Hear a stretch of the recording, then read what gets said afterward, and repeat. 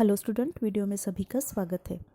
Previous video में हमने देखा था हमारी जो स्पर्श पाठ्य पुस्तक है उसमें जो पहला लेसन है गद्य विभाग से बड़े भाई साहब, इस पाठ का हमने वाचन किया था। आज देखेंगे बड़े भाई साहब इस पाठ के जो लेखक हैं मुंशी प्रेमचंद, इन्होंने बड़े भाई साहब के बारे में और छोटे भाई साहब के बारे में यहाँ पे क्या क्या बातें बताई हैं।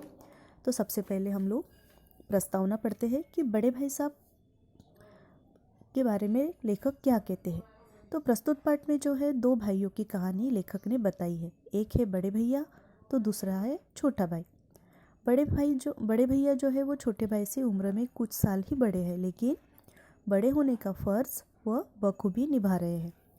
वह ऐसा कुछ भी काम नहीं करते जिसे देख छोटा भाई भी वैसा ही काम करे। वे हमेशा छोटे भाई के सामने आदर्श भाई की तरह ही रहते हैं, बल्कि वैसा ही व्यवहार भी करते हैं। अपनी छोटी छोटी खुशियाँ भी वे नहीं मनाते और ना ही फिजूल खर्ची करते हैं।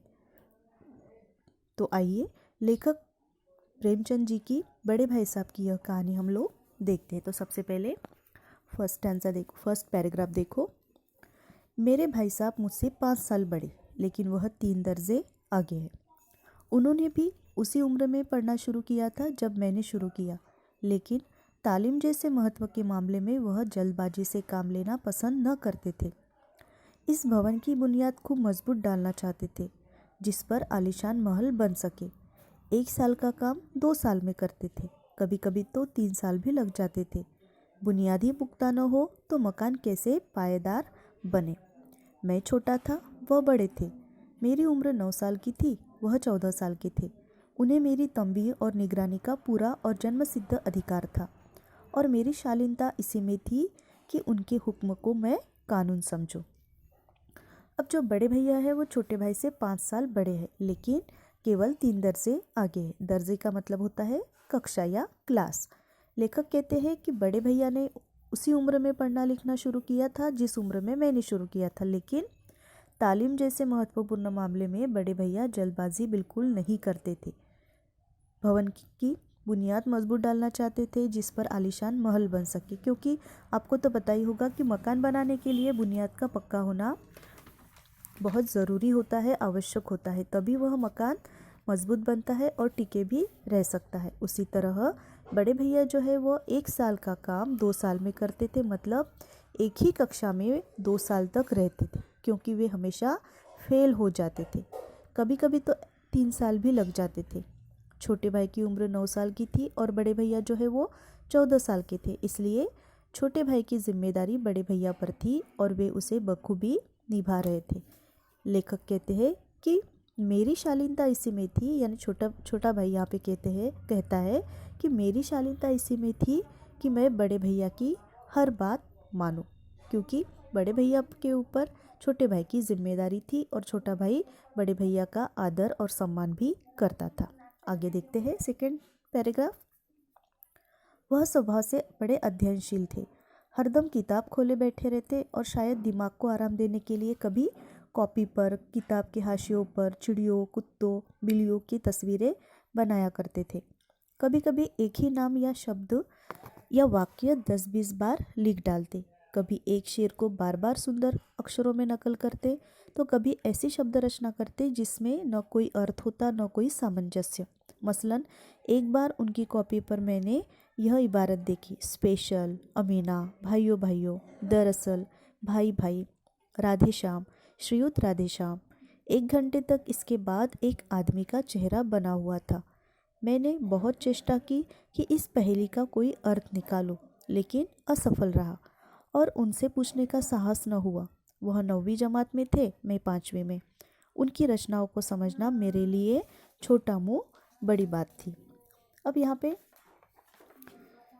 बड़े भैया अध्ययनशील थे। अध्ययनशील इसका मतलब हमेशा पढ़ाई में वो लगे रहते थे, और पढ़ाई करते करते जब वो थक जाते थे तो दिमाग को आराम देने के लिए किताबों पर चिड़ियों के, कुत्तों के, बिल्लियों की तस्वीरें बनाया करते थे। कभी कभी एक ही नाम क्या होता था या एक ही शब्द या फिर कभी कभी एक ही वाक्य वह 10-20 बार लिख डालते थे। कभी कभी एक शेर को बार बार सुंदर अक्षरों में नकल करते, तो कभी ऐसी शब्द रचना करते कि जिसका कोई मतलब ही नहीं हो। तो एक बार छोटे भाई ने उनकी कॉपी देखी तो उस पर स्पेशल, अमीना, भाइयों भाइयों, दरअसल, भाई भाई, राधे श्याम, श्रीयुत राधे श्याम और फिर उसके बाद एक आदमी का चेहरा बना हुआ था। यह सब देखकर छोटे भाई ने उन सारी बातों का अर्थ निकालना चाहा, पर वह असफल रहा और भैया से पूछने का साहस छोटे भाई में था नहीं। तो इस तरह बड़े भैया जो है अपने दिमाग को आराम देने के लिए कॉपी किताबों की कवर पर या पेजेस पर ये सारी चीज़ें बनाया करते थे, कुछ भी लिखते थे वो, उसका कोई अर्थ नहीं रहता था। आगे देखते हैं। मेरा जी पढ़ने में बिल्कुल न लगता था। 1 घंटा भी किताब लेकर बैठना पहाड़ था। मौका पाते ही हॉस्टल से निकलकर मैदान में आ जाता और कभी कंकरियाँ उछालता, कभी कागज़ की तितलियाँ उड़ाता और कहीं कोई साथी मिल गया तो पूछना ही क्या। कभी चारदीवारी पर चढ़कर नीचे कूद रहे हैं, कभी फाटक पर सवार उसे आगे पीछे चलाते हुए मोटर कार का आनंद उठा रहे हैं। लेकिन कमरे में आते ही भाई साहब का वह रुद्र रूप देखकर प्राण सूख जाते थे। उनका पहला सवाल यही होता, कहाँ थे? हमेशा यही सवाल इसी ध्वनि में हमेशा पूछा जाता था और इसका जवाब मेरे पास केवल मौन था। न जाने मेरे मुंह से यह बात क्यों नहीं निकलती कि ज़रा बाहर खेल रहा था। मेरा मौन कह देता था कि मुझे अपना अपराध स्वीकार है और भाई साहब के लिए उसके सिवा और कोई इलाज न था कि स्नेह और रोष से मिले हुए शब्दों में मेरा सत्कार करे। अब छोटे भाई का जो मन है, जी है, हमेशा पढ़ाई में बिल्कुल भी नहीं लगता था। पढ़ाई करना उनको पहाड़ जैसे लगता था। अब उनके पसंदीदा खेल कौन से थे? कंकरियाँ उछालना, कागज़ की तितलियाँ उड़ाना और कोई दोस्त मिल गया तो क्या कहना। हॉस्टल से मौका पाते ही निकल जाते थे। कभी चारदीवारी पर चढ़ना, कभी नीचे कूदना, तो कभी जो हॉस्टल का फाटक है उस पर चढ़कर मोटरसाइकिल जैसा आनंद उठा। जो फाटक है ना, वो आगे पीछे करते हैं छोटे बच्चे, फाटक पर चढ़कर या गेट पर चढ़कर उस गेट को आगे पीछे करते हैं, यानी मोटरसाइकिल जैसा आनंद वो उठा रहे थे। क्योंकि वो बहुत छोटे थे, 5वीं कक्षा में थे, तो ये सारी चीज़ें उनको करना बहुत अच्छा लगता था। लेकिन जब सारा खेल समाप्त करने के बाद जब वो वापस हॉस्टल में आते थे या हॉस्टल के कमरे में आते थे तो बड़े भैया का जो रुद्र रूप यानी जो क्रोध भरा चेहरा देखते तो उनके प्राण सूख जाते। बड़े भैया का पहला सवाल यही रहता था, कहाँ थे? कौन सा सवाल रहता था बड़े भैया का? हमेशा पहला सवाल, कहाँ थे? हमेशा यही सवाल और उसी ध्वनि में यानी उसी टोन में पूछा जाता था। और छोटे भाई के पास उसका जवाब केवल मौन यानी चुपचाप खड़े रहना ही रहता था। क्योंकि बड़े भैया को देखकर उनके मुंह से कभी आवाज़ नहीं निकलती थी या ये बात भी कभी नहीं निकलती थी कि मैं भैया से कह दूँ कि ज़रा खेल रहा था और मुझे मेरा अपराध स्वीकार है। लेकिन भैया की डांट डपट सुनने के अलावा छोटे भाई के पास और कोई चारा नहीं रहता। यह एक बात हम देख सकते हैं कि छोटे भाई जितने अपने बड़े भैया से डरते थे, लेकिन उतना ही उनके मन में बड़े भैया के प्रति आदर और सम्मान भी था। आदर और सम्मान की भावना भी उनके मन में थी, इसलिए वे कभी भी बड़े भैया को पलटकर जवाब नहीं देते थे, चुपचाप से उनकी डांट डपट सुन लेते थे। आगे देखते हैं। इस तरह अंग्रेज़ी पढ़ोगे तो ज़िंदगी भर पढ़ते रहोगे और एक हर्फ न आएगा। अंग्रेज़ी पढ़ना कोई हंसी खेल नहीं है कि जो चाहे पढ़ ले। नहीं ऐरा गैरा नत्तू खैरा सभी अंग्रेज़ी के विद्वान हो जाते। यहाँ रात दिन आंखें फोड़नी पड़ती है और खून जलाना पड़ता है, तब कहीं यह विद्या आती है। और आती क्या है? हाँ, कहने को आती है। बड़े बड़े विद्वान भी शुद्ध अंग्रेज़ी नहीं लिख सकते, बोलना तो दूर रहा। और मैं कहता हूँ कि तुम इतने घोंगा हो कि मुझे देखकर भी सबक नहीं लेते। मैं कितनी मेहनत करता हूँ यह तुम अपनी आँखों से देखते हो। अगर नहीं देखते तो यह तुम्हारी आँखों का कसूर है, तुम्हारी बुद्धि का कसूर है। इतने मेले तमाशे होते हैं, मुझे तुमने कभी देखने जाते देखा है? रोज़ ही क्रिकेट और हॉकी मैच होते हैं, मैं पास नहीं फटकता, हमेशा पढ़ता रहता हूँ। उस पर भी एक एक दर्जे में 2-2 3-3 साल पढ़ा रहता हूँ। फिर भी तुम कैसे आशा करते हो कि तुम योग खेलकूद में वक्त गंवाकर पास हो जाओगे? मुझे तो दो ही 3 साल लगते हैं। तुम उम्र भर इसी दर्जे में पड़े सड़ते रहोगे। अगर तुम्हें इस तरह उम्र गंवानी है तो बेहतर है घर चले जाओ और मज़े से गुल्ली डंडा खेलो। दादा की गाड़ी कमाई के रुपए को क्यों बर्बाद करते हो। तो अब जो बड़े भैया है डांटना शुरू करते हैं तो एकदम सारी बातों को छोटे भाई के सामने रख देते हैं, जैसे कि अंग्रेज़ी पढ़ना कोई आसान काम नहीं है। अगर ऐसा होता तो कोई भी ऐरा गहरा नत्थु खैरा अंग्रेज़ी का विद्वान या पंडित नहीं बन जाता था क्या। फिर भी बड़े बड़े विद्वान शुद्ध अंग्रेज़ी नहीं लिख सकते, नहीं बोल सकते। तुम इतने बुद्धू हो कि मुझे देखकर भी सबक नहीं लेते। मैं कितनी मेहनत करता हूँ, तुम्हें अगर यह नहीं दिखाई देता तो यह तुम्हारी आंखों का कसूर है। इतने मेले तमाशे लगते हैं, रोज़ ही क्रिकेट मैच होते हैं, हॉकी के मैच होते हैं, या तुमने मुझे कभी देखने जाते कभी देखा है। मैं तो पास तक नहीं भटकता, हमेशा पढ़ता रहता हूँ, और फिर भी एक ही क्लास में 2-2 3-3 साल पढ़ा रहता हूँ। और तुम्हें पढ़ाई आसान लगती है। अगर तुम्हें ऐसे ही उम्र गंवानी है या ऐसे ही मटर गश्ती करनी है तो घर वापस चले जाओ और मज़े से गुल्ली डंडा खेलते रहो। दादाजी की गाड़ी कमाई के रुपए को बर्बाद ना करो। या क्यों बर्बाद करते हो, मतलब ऐसी मटर गश्ती अगर करनी है तो दादाजी जो महीने के पैसे दोनों भाइयों के खर्चे के लिए भेजते हैं उन पैसों की कीमत करो, उनके पैसे बर्बाद मत करो, क्योंकि पिताजी उनके थे नहीं और सारी जिम्मेदारी दादाजी निभा रहे थे। तो यहाँ पर हमें पता चलता है कि बड़े भैया की समझ कितनी अच्छी थी। वे दादाजी की मेहनत की कद्र करते थे और फिजूल खर्ची बिल्कुल भी नहीं करते थे। जैसे बड़े भैया एक ही क्लास में 2-2 या 3-3 साल बैठकर फेल होते थे हमेशा, बड़े भैया को लगता था कि अगर ये ऐसी ही छोटा भाई अगर ऐसी ही मटर गश्ती करता रहेगा तो ये भी मेरे जैसा ही 1-1 2-2 साल क्लास में या कक्षा में फेल होगा। इसलिए बड़े भैया हमेशा छोटे भाई को ये सारी बातें डांट डपट के माध्यम से बताते रहते थे कि अगर मटर गश्ती करनी है तो जो दादाजी के पैसे हैं उस पैसों को बर्बाद ना करो। आगे देखते हैं। मैं यह लताड़ सुनकर आंसू बहाने लगता। जवाब ही क्या था, अपराध तो मैंने किया, लताड़ कौन सहे। भाई साहब उपदेश की कला में निपुण थे। ऐसी ऐसी लगती बातें कहते, ऐसे ऐसे सुक्ति बांध चलाते कि मेरे जिगर के टुकड़े टुकड़े हो जाते और हिम्मत टूट जाती। इस तरह जान तोड़कर मेहनत करने की शक्ति मैं अपने में न पाता था और उस निराशा में ज़रा देर के लिए मैं सोचने लगता, क्यों न घर चला जाऊँ। जो काम मेरे बूते के बाहर है उसमें हाथ डालकर क्यों अपनी ज़िंदगी खराब करूँ।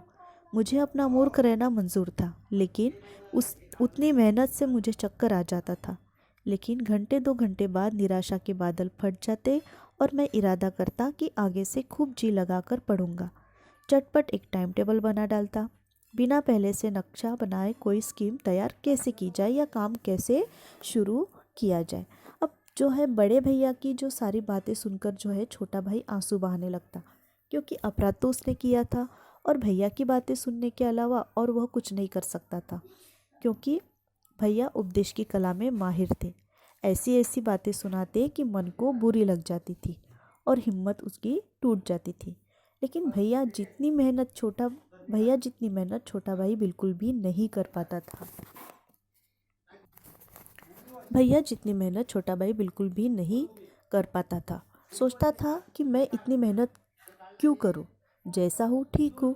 लेकिन बाद में इरादा बदल जाता और छोटा भाई मन में पक्का सोचता कि अब बस आगे से मटर गश्ती बंद और पढ़ाई शुरू। ऐसे में वो क्या करता था कि एक झटपट टाइम टेबल बना देता था, क्योंकि पहले योजना या नक्शा बनाए बगैर स्कीम तैयार कैसे हो या काम कैसे शुरू करे, इसलिए एक टाइम टेबल बना देता। अब टाइम टेबल कैसा बनाता हम लोग देखते हैं। सुबह 6 बजे उठकर मुंह हाथ धोकर नाश्ता कर पढ़ने बैठ जाना। 6 से 8 अंग्रेज़ी की पढ़ाई करना। 8 से 9 गणित यानी मैथ्स। 9 से 2 बजे तक इतिहास या हिस्ट्री। फिर भोजन और स्कूल। 3:30 बजे स्कूल से वापस आकर आधा घंटा आराम करना। फिर 4 से 5 तक भूगोल यानी ज्योग्राफी। 5 से 6 ग्रामर। आधा घंटा हॉस्टल के सामने ही टहलना। 6:30 से 7 बजे तक अंग्रेज़ी कंपोजिशन। फिर भोजन करके 8 से 9 तक अनुवाद। 9 से 10 तक हिंदी। 10 से 11 बजे तक विविध विषय और फिर आराम करना या विश्राम करना। कुछ इस तरह का टाइम टेबल छोटा भाई बना लेता था। अब आगे देखते हैं कि इस टाइम टेबल का छोटे भाई पर आगे क्या असर होता है।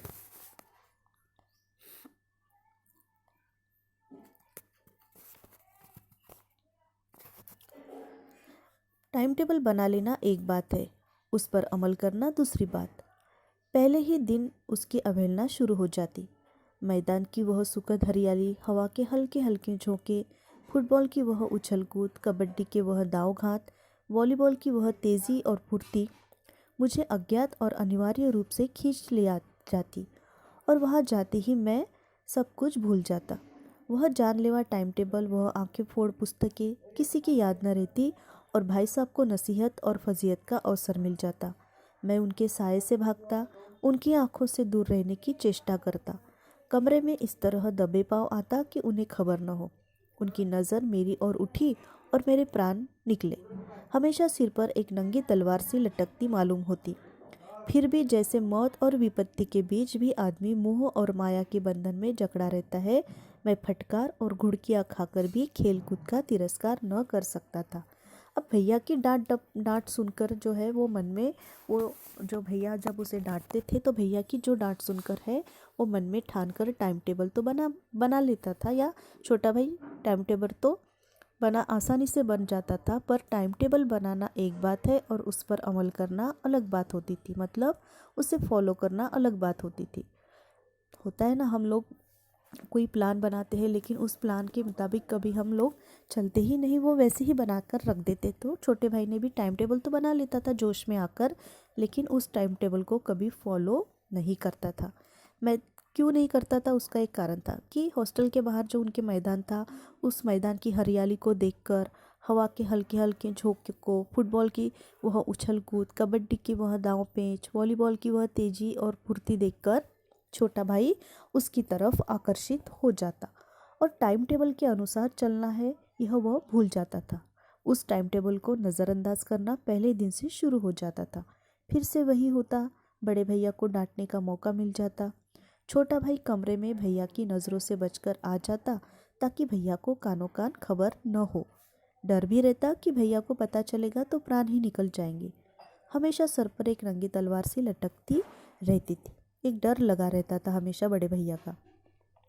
फिर भी जैसे मौत और विपत्ति के बीच आदमी मोह माया के बंधन में जकड़ा रहता है, उसी तरह बड़े भैया की डांट डपट खाकर भी छोटा भाई खेल कूद अपनी मटर गश्ती कतई कम नहीं करता था। तो इस तरह लेखक ने यहाँ पर पहले भाग में दोनों भाइयों का वर्णन किया है। आगे क्या क्या बातें होती है यह हम नेक्स्ट वीडियो में देखेंगे। तो इस तरह लेखक प्रेमचंद ने पहले भाग में दोनों भाइयों की जो बातें हैं, कुछ कुछ बातें हमें यहाँ पे बताई है। इसका जो पार्ट 2 है हम लोग नेक्स्ट वीडियो में देखेंगे। Thank you, take care.